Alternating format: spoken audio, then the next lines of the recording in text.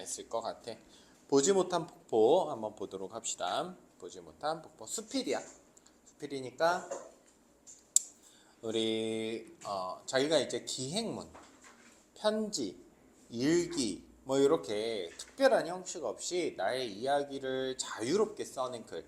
그러니까 글쓴이의 개성이 많이 묻어 있겠지. 이런 글들을 우리가 다 수필이라고 해.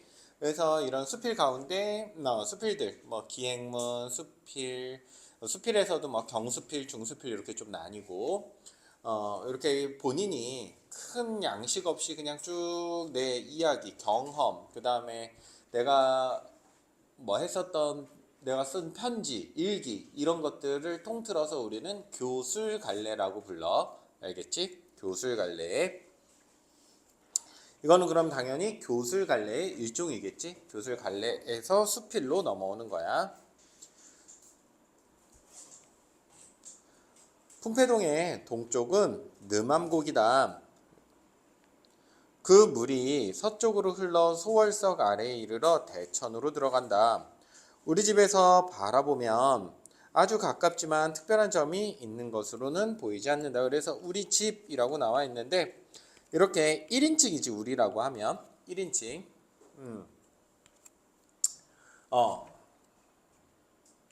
이게 만약에 시였다면 이거를 화자라고 하고 그 다음에 소설에서 나오면 서술자라고 하고 그렇지? 그 다음에 이건 그냥 나의 이야기니까 쓴 사람, 작가라고 해. 혹은 필자. 그래서 작가 자신의 이야기를 할 수 있다는 것도 알 수 있지.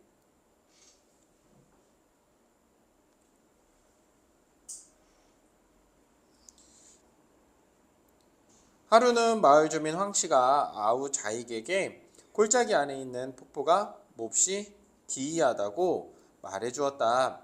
자익이 내게 알려주기에 마침내 흔연히 함께 갔다. 녹화되고 있는지 좀 봐줄래? 응, 고마워. 자, 특별한 점이 있는 것으로는 보이지 않았어.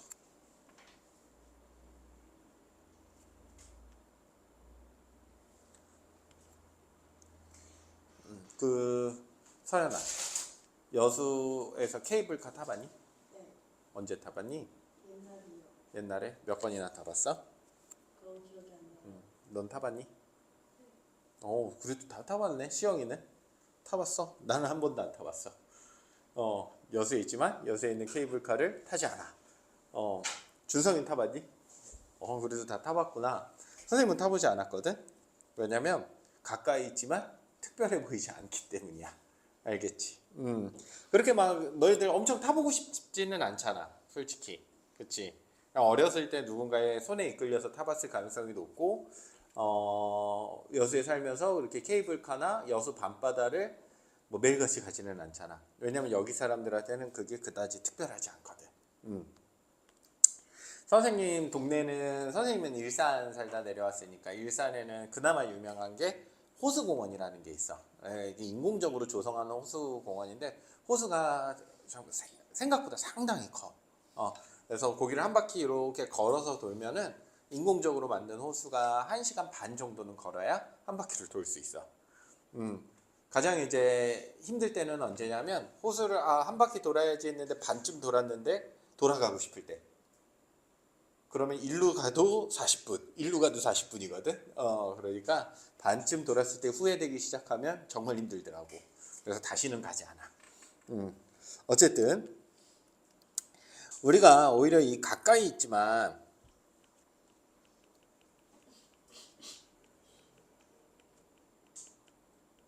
잘 안 가게 되는 데가 있는 것 같아. 그치?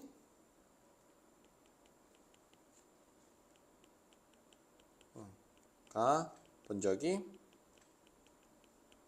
없는 이유가 되겠지.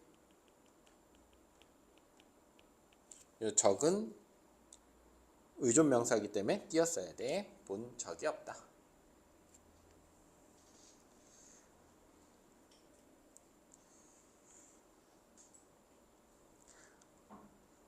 하루는 마을 주민 황 씨가 아우 자에게 골짜기 안의 폭포가 되게 멋있다고 말했대. 기이하다.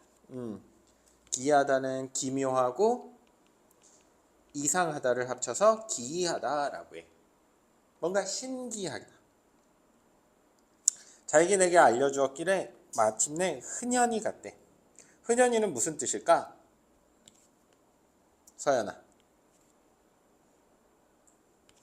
여기서 흔현이 함께 갔다라고 했으니까 흔현이라는 말을 원래 몰랐어도 그냥 흔쾌히 갔구나, 즐거운 마음으로 갔구나 정도로 충분히 알 수 있을 거야. 알겠지? 요거는 기쁘게 정도로 이제 앞으로 단어를 좀 머릿속에 넣어두면 좋겠지. 이렇게 하나하나 어휘력을 늘려야 결론적으로 문해력도 전체적으로 좋아지는 거거든. 근데 어휘력을 늘릴 때 이거 하나하나를 매번 찾아볼 수 없으니까 방금 얘기했듯이 앞뒤 관계를 살펴서 이게 무슨 뜻인지를 알고 이해를 잘 해놔야 돼. 아후대유와 조카 인상과 악상이 따라왔다. 자, 그러면 총 몇 명이 가? 총 숫자를 세. 나. 그 다음에 자익, 대유, 인상, 악상. 이렇게. 그러니까 총 몇 명? 5명. 이런 관계를 좀 정확하게 살펴가면서 읽어야 돼. 알겠지? 쪼잔하게 내면 막 이런 것까지 물어보니까 사실은. 총 5명이 동행하고 있고 세 사람은 모두 말을 타고 두 아이는 걸어갔다 라고 하니까 총 5명이라는 것도 뒤에서도 알 수 있어. 골짜기 어귀에 이르자 인가 선어체가 보인다. 어귀는 이제 뭔가가 시작되는 점을 어귀라고 그래. 골짜기 이제 시작점에 가니까 인가라고 하면 사람 사는 집을 인가라고 해. 사람이 사는 집을 인가라고 해. 선어체는 한 3개에서 4채 정도의 집이 보였어. 산을 등진 채 물을 두르고 있어. 팥두둑과 울타리가 썰렁했다.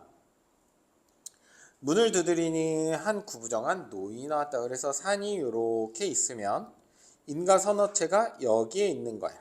이렇게 선어체 정도가. 산을 등지고 있고 물을 두르고 있다고 하니까 물이 이렇게 흘러나가나 봐. 그러니까 장면을 자꾸 상상하면서 보는 법을 배워야 돼. 알겠지? 영화하고 영상화해야 돼, 머릿속에서. 그러다 보니까 아무리 여름에 가건 뭐 하던 간에 조금 산과 계곡이 있으면 서늘하잖아, 집이. 그렇게 나와 있어. 울타리가 썰렁했다. 문을 두드리니 한 구부정한 노인이 나왔고 수염과 눈썹이 몸통이어서 7, 80세쯤 되어 보였다.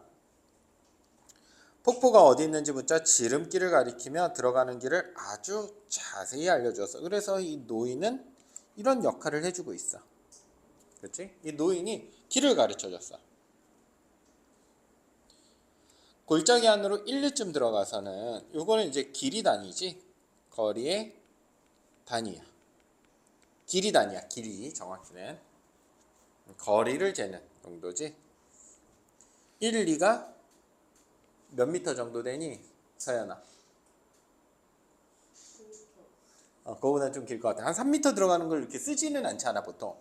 3m면 한 1000m라고 했니? 3m라고 했니? 3m. 3m는 세 발짝인데 그걸 막 그래 쓰지는 않지, 그치? 자, 10리를 걸어갔다라고 하면 그게 4km 정도 돼. 그럼 1, 2면 한 400m 정도 되겠네, 그치? 400m 정도야. 그래서 1, 2는 400m. 그러면 이제 10리 하면 몇 킬로? 4km. 10리가 이제 4000m 정도 되니까. 우리나라 몇 리라고 하지, 총? 우리나라 3000리 금수강산이라고 하지.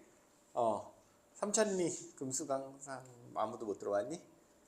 우리나라를 3000리 금수강산이라고 해. 알겠지? 그럼 대략적으로 우리나라의 길이가 나오겠지. 옛날부터 그렇게 이야기했었구나. 자, 말을 풀밭에 놓아주고 지팡이를 짚고 나아갔다. 왜 그랬을까? 이유가 뭘까? 왜 말을 타고 가지 않았을까? 말은 지금 시대의 자동차라고 생각하면 되거든. 근데 자동차를 타고 가다가 굳이 놓고 가야 되는 이유는 더 이상 자동차가 들어갈 수 있는 길이 없기 때문이지. 이것도 마찬가지겠지. 그래서 말이 들어가기는 험한 곳까지 들어가고 있구나라고 우리가 추측하면서 좀 읽어볼 수 있겠지. 말이 들어가기는 조금 험한 곳이야. 자동차가 들어가기는 뭔가 좀 더 험준해. 그러니까 이제 사람들만 들어가고 얼마 안 있어서 너럭바위 하나가 보이는데 비탈이 져서 앉을만 했다. 물이 그 위를 쟁글대면서 흘러갔다. 소나무 두 그루가 이를 덮고 있어 기이하고 장한 데다가 울창하게 가지가 펴 있었다. 곁에는 단풍숲이 있었는데 또한 높고 컸어. 그래서 풍경을 묘사하고 있고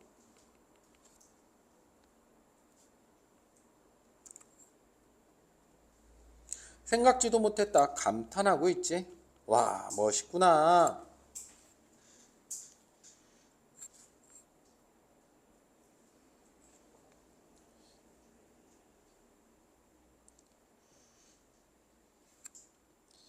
여기서부터는 오솔길이 굽이굽이 이어지면서 여러 차례 좋은 곳을 얻게 되니 나아갈수록 더 아름다운 광경을 볼 수 있었대.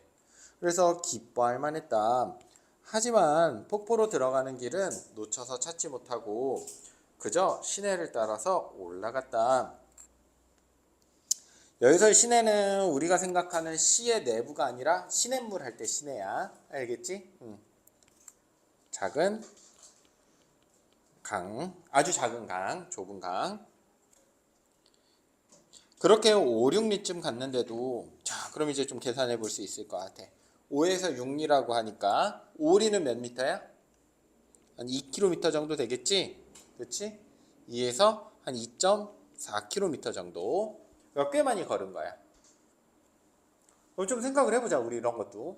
왜 자꾸 내가 이런 거리 단위를 알려주냐면 얼마나 걸었는지를 가늠을 해보자고. 5, 6리라고 하면은 너희 성인의 평균, 그러니까 성인 남성이 이제 조금 더 걸음이 빠르다고 가정을 했을 때 성인 남성의 평균적으로 1시간 동안 걸으면 몇 킬로 정도 걷는지 아니? 약간 빠른 걸음으로 걸으면 몇 킬로 정도 걸을 거 아니, 은서야?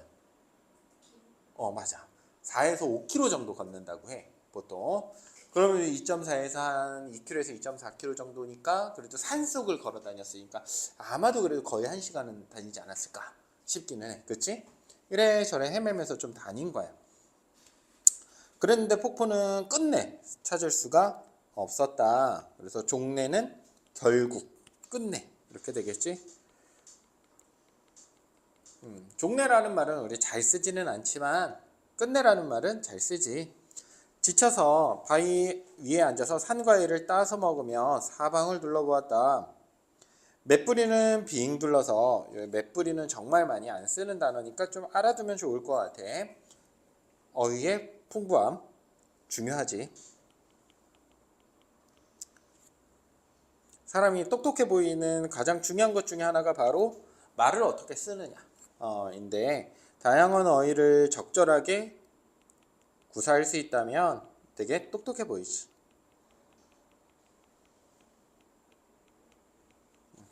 가장 높은 꼭대기를 맷뿌리라고 해. 쭉 이렇게 산등성이 쭉 보였을 때 산 줄기가 이렇게 보일 때 이렇게 뚝 튀어나와서 제일 높은 곳들. 맷뿌리는 빙 둘러서 그러니까 높은 곳들이 이렇게 쫙 우리를 둘러싸고 있고 산마루는 첩첩한데 산마루도 거의 비슷한 뜻이야. 산등성이 가장 높은 곳이야. 첩첩인데 그러니까 이 내가 들어가면 들어갈수록 산이 점점 깊어져. 여기저기 막 사방에 보이는 게 산들밖에 없어.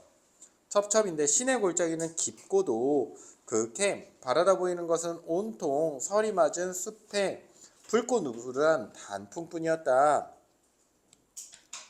여기서 이제 뭐를 알 수 있어? 계절을 알 수 있지. 자, 우리 설이라고 나오면은 다 가을이야. 알겠지, 앞으로. 고전 소설이나 고전 시가에서 설이 내린다, 설이가 왔다. 계절적 배경 가을이야. 설이는 가을을 대표하는 자연물 중에 하나야. 설이 내리는 거. 눈 내리기 전에. 불꽃 누렇대. 색채 대비도 하고 있고, 또 시각적으로 아주 풍부하게 묘사하고 있기도 하고.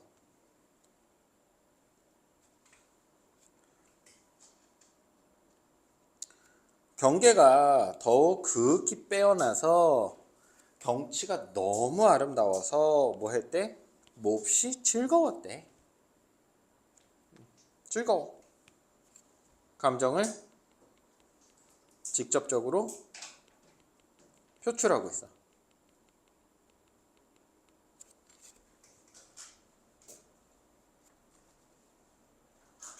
은근하게 감탄하는 것을 나타낼 수도 있지만 내가 진짜로 이래서 즐거웠어라고 이렇게 직접적으로 표현할 수도 있어. 수필은 내 맘이야. 그리고 날은 뉘엿해졌지만 이거를 시간의 경과라고도 볼 수 있고,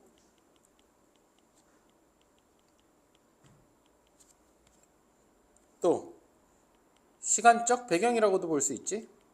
아, 시간이 벌써 어떻게 됐구나? 뉘엿뉘엿해졌구나. 조금 저녁이 되고 있구나. 또 폭포를 놓칠 수 없어 다시금 옛 길을 따라가서, 그러니까 옛 길이라는 건 지금까지 지나온 길.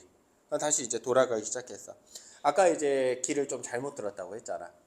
비로소 한 갈래 좁은 길을 찾았다. 앞서 노인이 일러준 것과 비슷해서 시험삼아 그 길을 따라가 보았다. 얼마 못 가서 바로 산등성 위로 점점 올라가기만 했다. 마침내 폭포가 있는 곳은 알 수가 없었다. 얼마 후 골짜기 안에서 사람 소리가 들렸다. 자익이 먼저 시내로 내려갔다가 이곳에 이른 것이다. 그의 말이 자기가 폭포를 보았다 하므로 어찌 생겼더냐고 묻자 검은 바위가 드높게 겹겹이 묶여져 있는데 약한 물줄기가 이를 덮어 조금도 볼만한 게 없다고 했어. 그래서 막상 우리가 되게 좋은 게 있다고 해서 찾아갔는데 실망만 하게 생긴 거야. 그럼 너희는 가보겠어, 안 가보겠어? 안 가본대. 맛집이라고 해서 왔는데 친구가 먼저 밥 먹고 딱 나오더니 아, 여기 그지 같아, 맛없어, 이러면 안 갈 거 아니야, 그 집을. 그치? 그냥 다른 집 가자, 이렇게 되겠지. 그래서 이 그의 말, 요 그의 말 때문에 어떻게 됐어? 마침내 가지 않고 돌아와 버렸어. 마침내 가지 않고 돌아왔던 원인을 찾아라 라고 하면 요게 원인이 되겠네.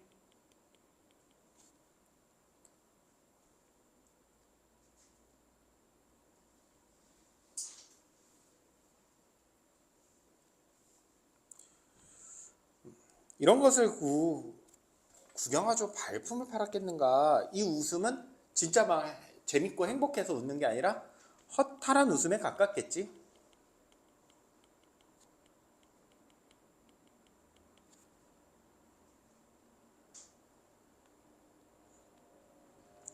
오늘 이후로 마땅히 천하의 말만 번들해야 못 믿을 인사들이 더욱 싫어질 듯 합니다.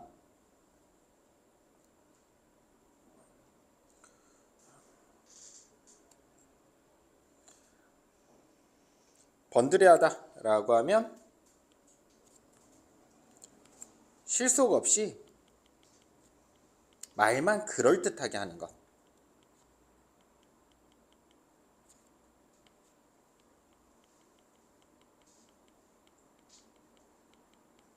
만 좋은 것.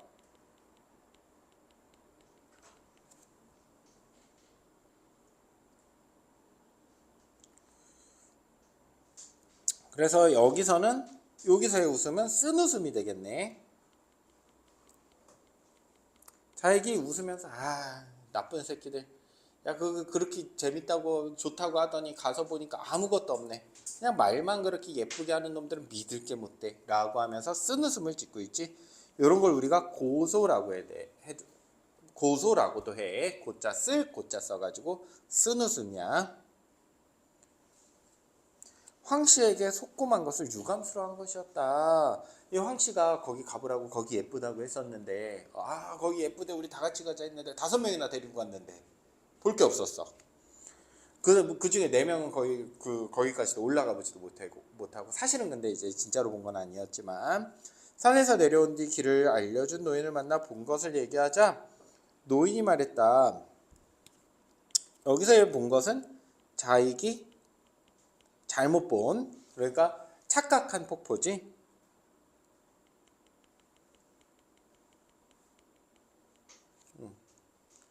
아닙니다. 그 위에 진짜 폭포가 있습니다. 원래의 목적지.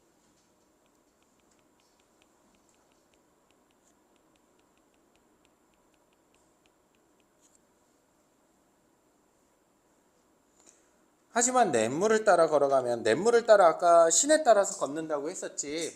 그때는 폭포를 못 찾았었거든.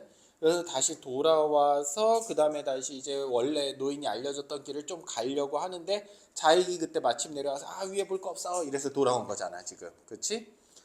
너희들 냇물에 따라가서 내려가면 길이 끊겨 도달할 수가 없어. 아까 내가 원래 가르쳐줬던 길이 맞아. 산등성이 따라갔던 거, 자익이 올라갔던 곳.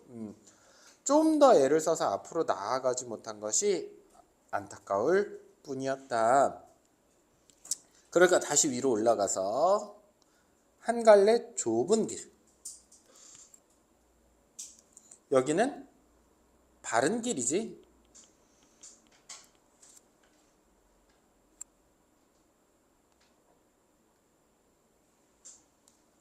그리고 이것도 얼마 못 가 산등성 위로 점점 올라가기만 했다. 바른 길을 따라서 간 거야. 바른 길이지만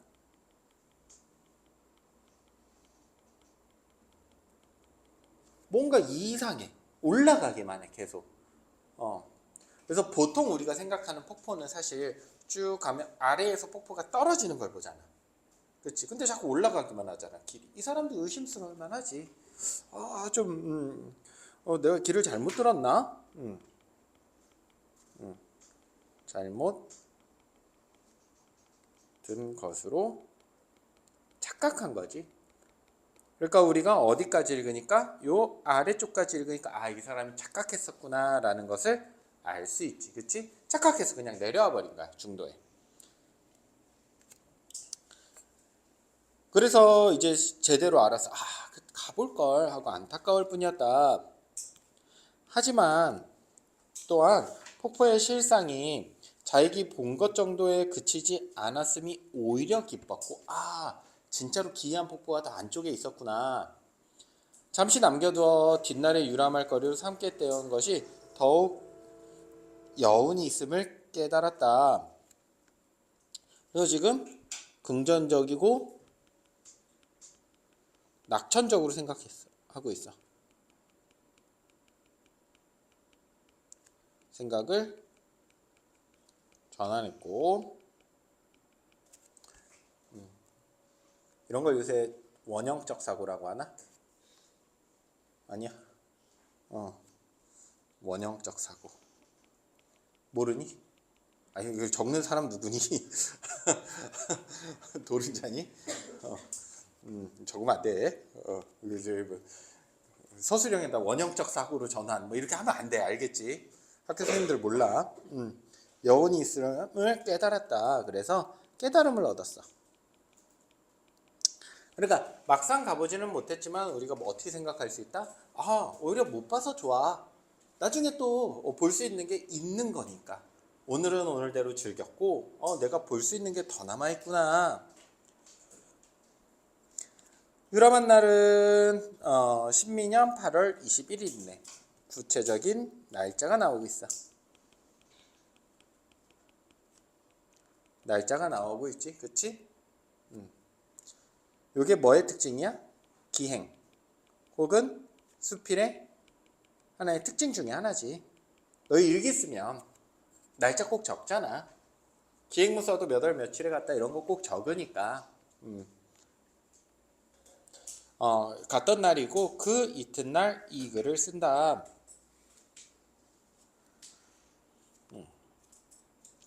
그래서 요 깨달음은 두 가지로 정리 한번 해보자. 뭐랑 뭐를 깨달음이라고 볼 수 있을까? 안타까움. 좀 더 가볼까?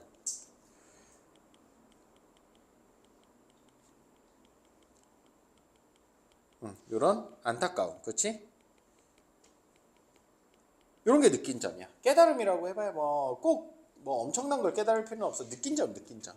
이런 경험을 통해서. 또 훗날 유람할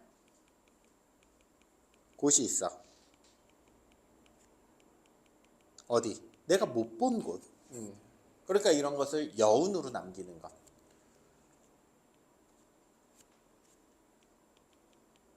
이런 것들이 우리 생각을 전환해서 좀 좋게 생각하는 것. 이런 것들을 깨달음이라고 볼 수 있겠네.